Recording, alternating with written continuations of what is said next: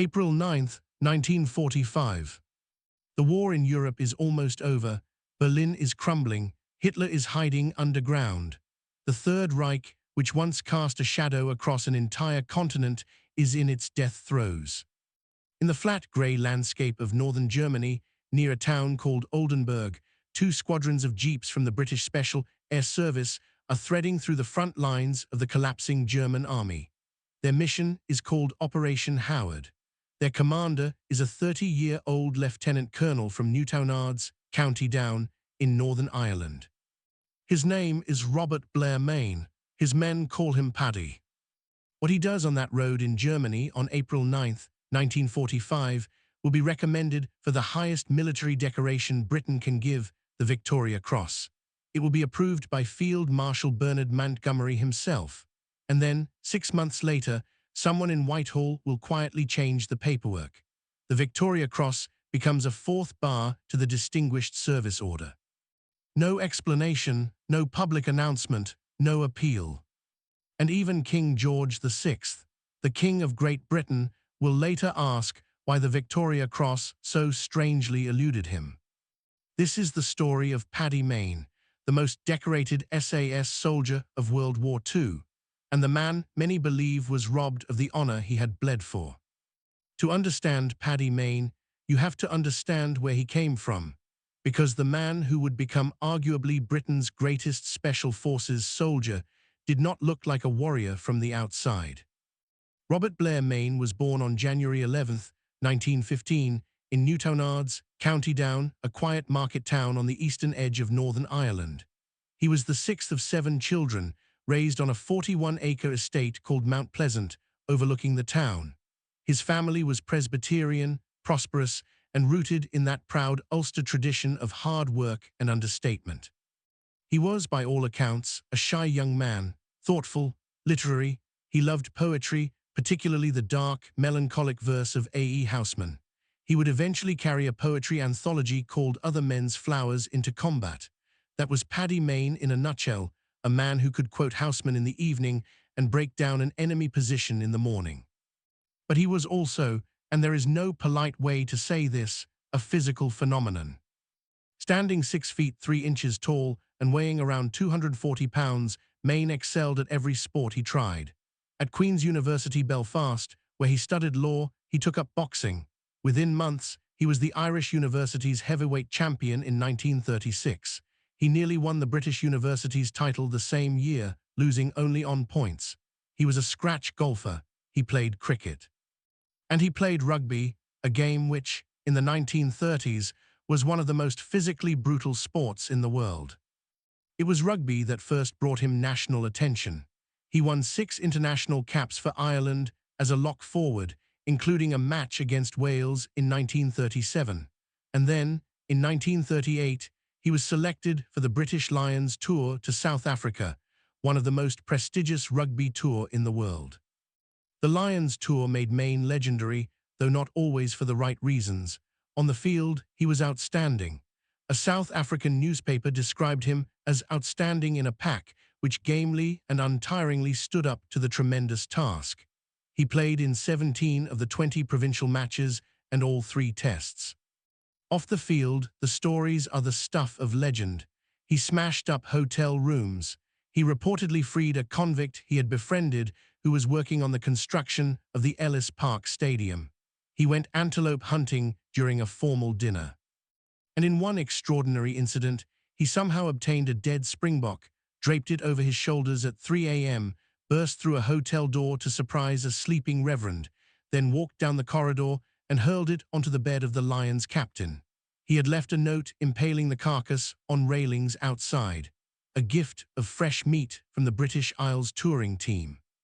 His behavior was maddening to management, but no one could drop him. He was too good.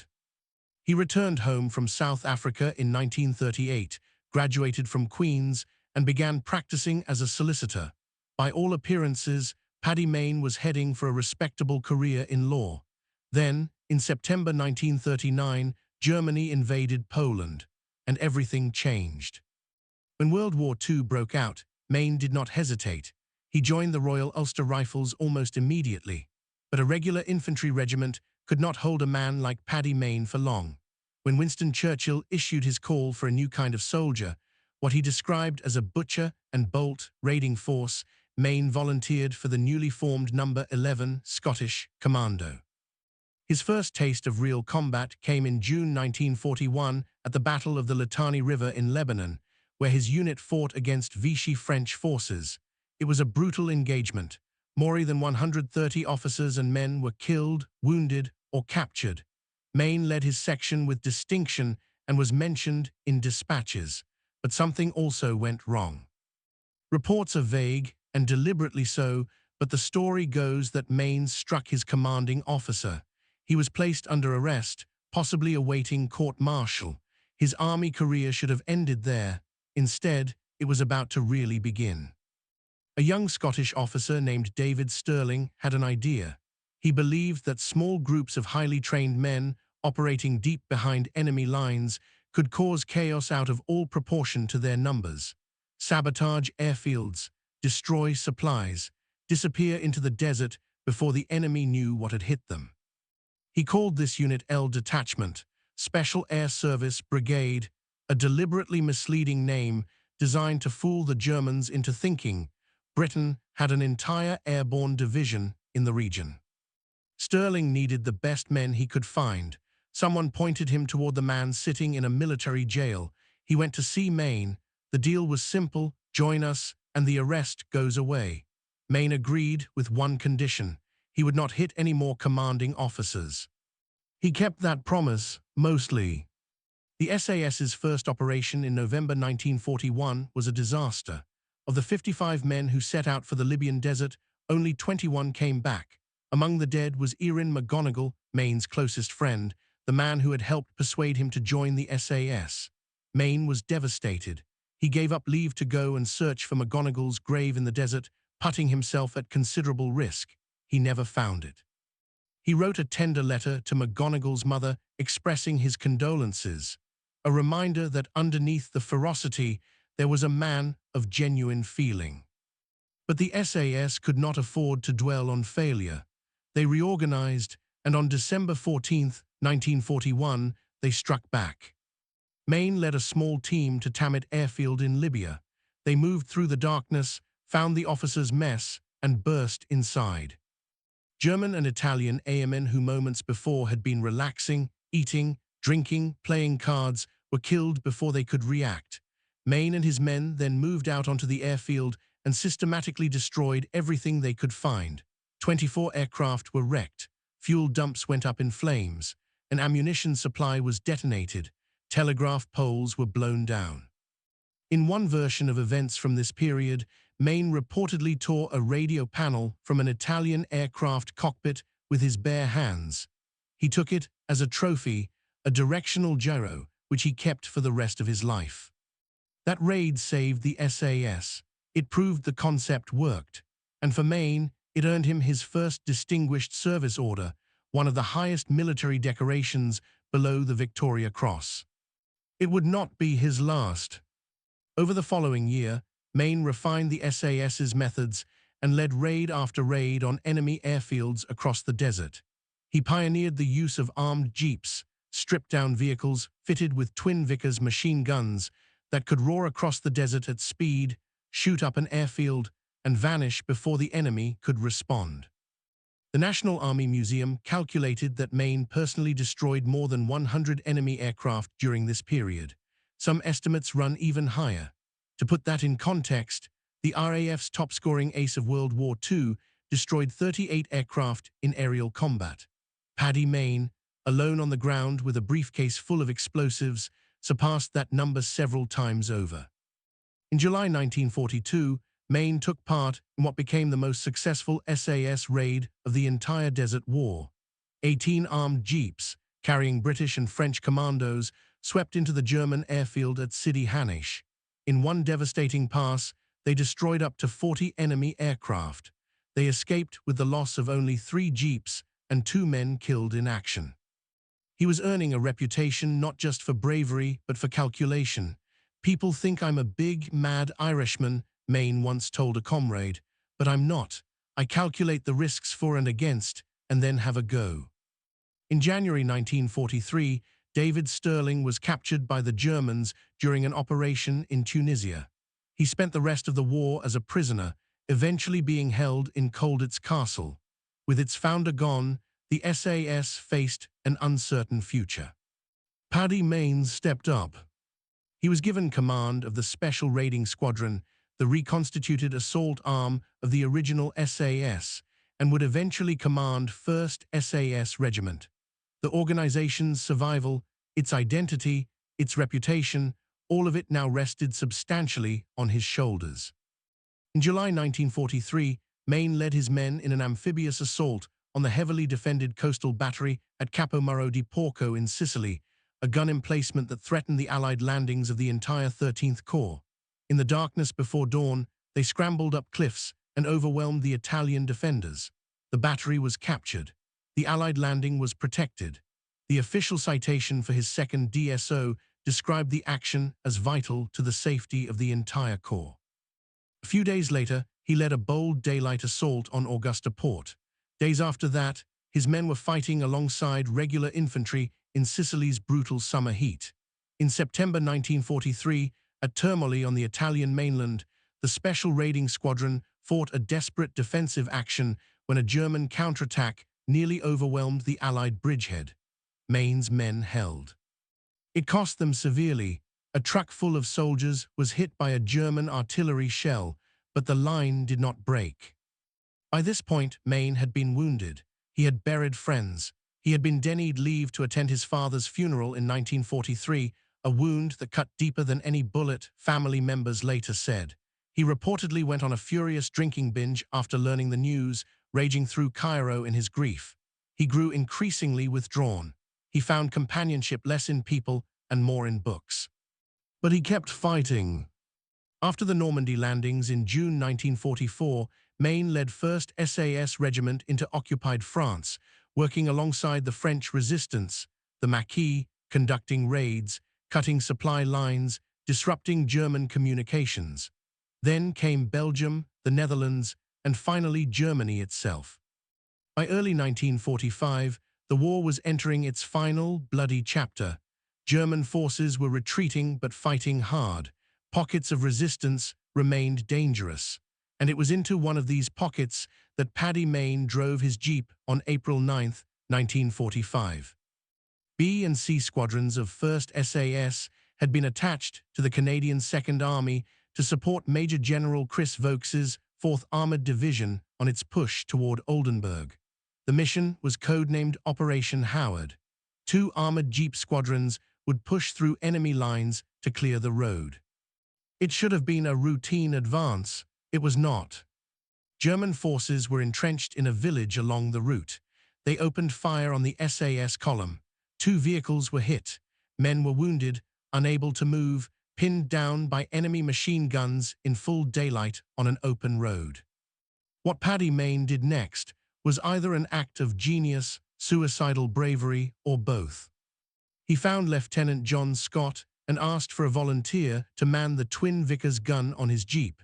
Scott stepped forward immediately. Mayne got behind the wheel. Then he drove straight toward the German position. Up and down the road, again and again, in full view of the enemy, Scott blazing away with the Vickers, Mayne steering through the fire, drawing the Germans' attention, forcing their heads down, suppressing their fire long enough for the wounded men to be pulled clear. He rescued the casualties. He neutralized the machine gun position. He cleared the road so the Canadian armor could advance. Over the following days, he continued to lead his squadrons forward, beating back German resistance in a series of actions that combined tactical precision with an apparently complete absence of personal fear. Field Marshal Bernard Montgomery, commander of the Allied 21st Army Group, one of the most senior officers in the entire Allied war effort, personally reviewed and signed the recommendation for the Victoria Cross. The citation praised Mayne's brilliant military leadership and cool, calculating courage, and stated that his actions had directly saved the lives of his wounded men. The recommendation moved up through the system. It was approved. And then something happened. that no one has ever fully and satisfactorily explained. 6 months later, the Victoria Cross was gone.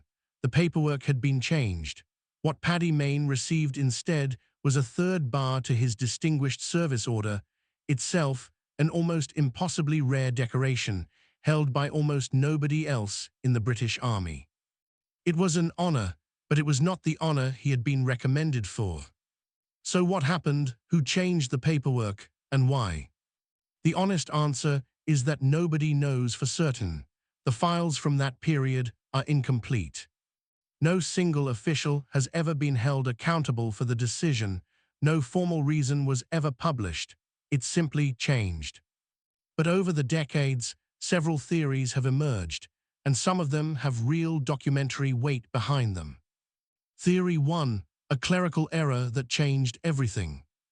Historian Damian Lewis has firmly stated that he believes Paddy Mayne deserves the Victoria Cross.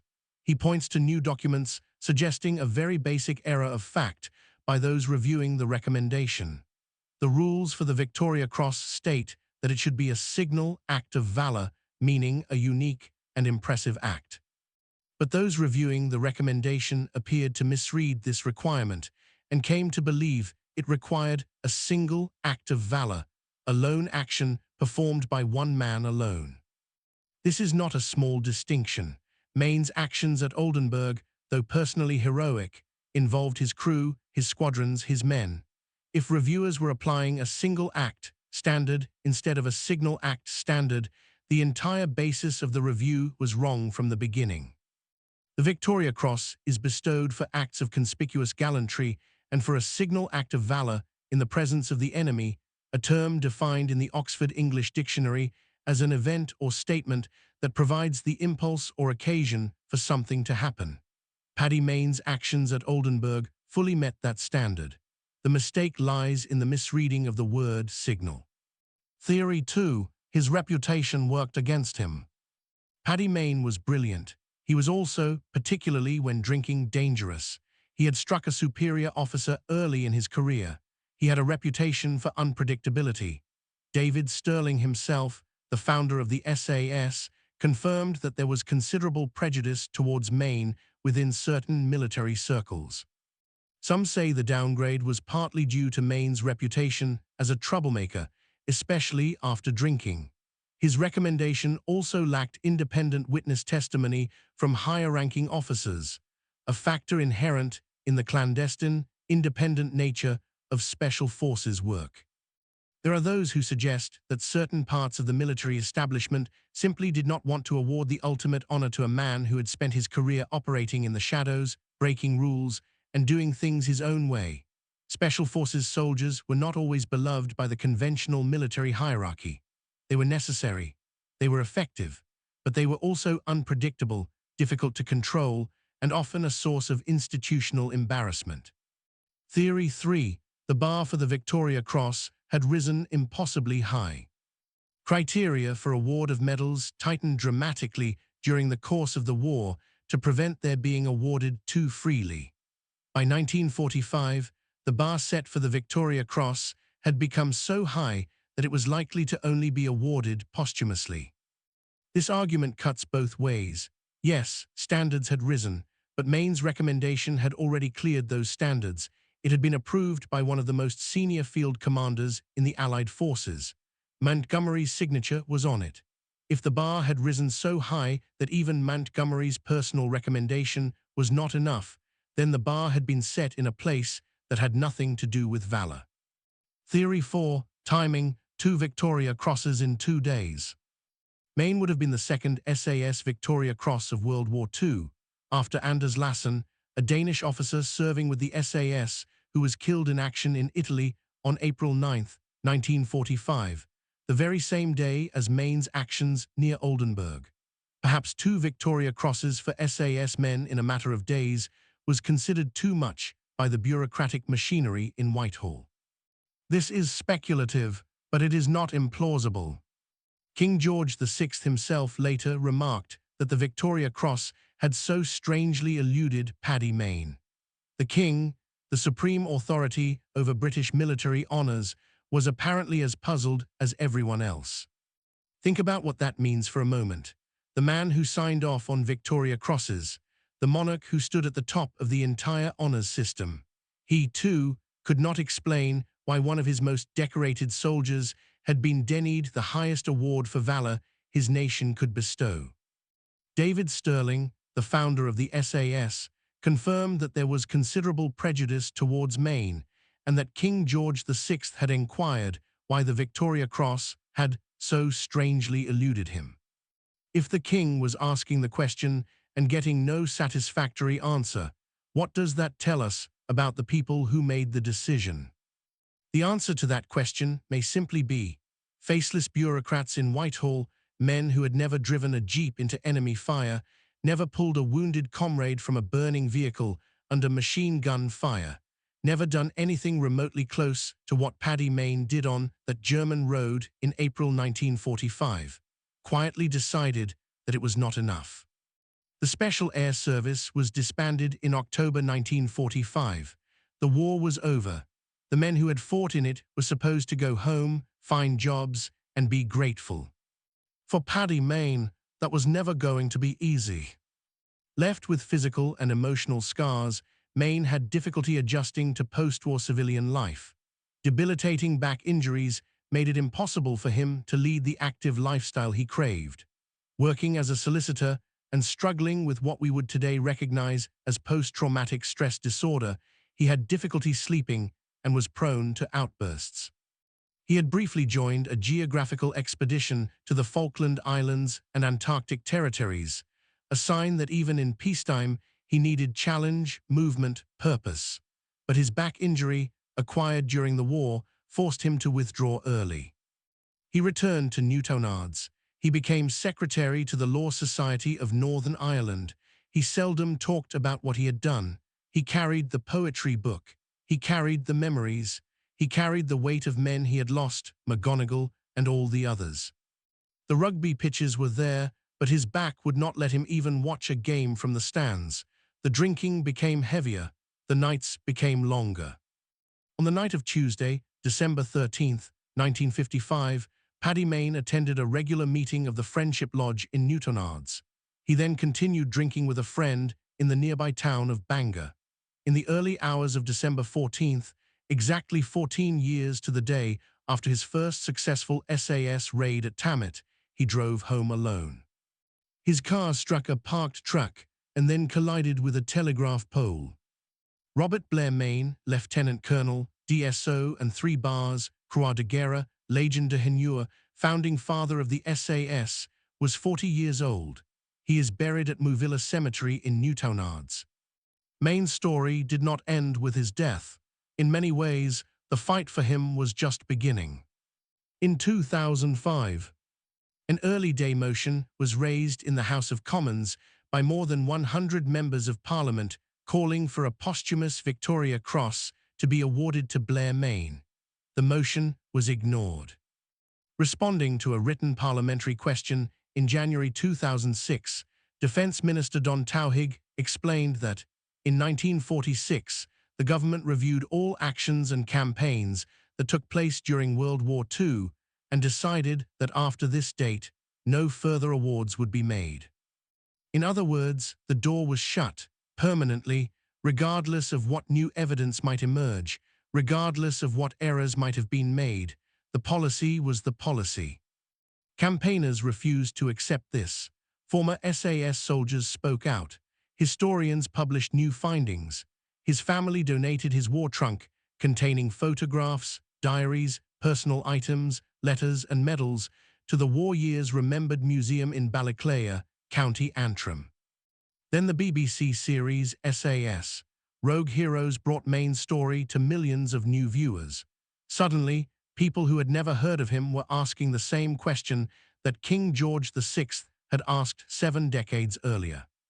In April 2025, a defence minister pledged in Parliament to review the evidence behind calls to award a Victoria Cross to Lieutenant Colonel Blair Mayne. Veterans Minister Al Carnes confirmed the Honours Committee would conduct a full review of the wartime records and historical recommendations surrounding Mayne's service, following the emergence of new documents pointing to an administrative error in the original decision. In January 2025, 3 former defense secretaries called for Paddy Mayne to be posthumously awarded the Victoria Cross. Grant Shapps said Mayne's extraordinary bravery was beyond dispute, and that having served as defense secretary, I feel even more strongly that this injustice must be corrected. The fight is not over. Whatever Britain's bureaucrats decided in 1945, Paddy Mayne's legacy inside the Special Air Service itself has never been in doubt.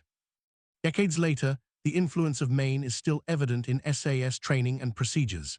Andy McNabb, author of Bravo 20, said, "If you look at the foundations of the Special Air Service, he was instrumental in that. We have the SOP's standard operating procedures, and many of those are fundamental and must never change. Many of those arise from Paddy's operations during the war. He's just a byword for what goes on within the SAS, and he is part and parcel of what we are today." A near life-size bronze statue of Paddy Mayne stands in Conway Square in the center of Newtownards. The inscription beneath it reads simply, "Lt. Col. Blair Paddy Mayne, 1915–1955. No mention of the SAS, no mention of the 4 DSOs, no mention of the 100 aircraft destroyed, no mention of the Victoria Cross he never received." His family have said that was the kind of modesty he would have wanted. But modesty is not the same as justice. April 9, 1945.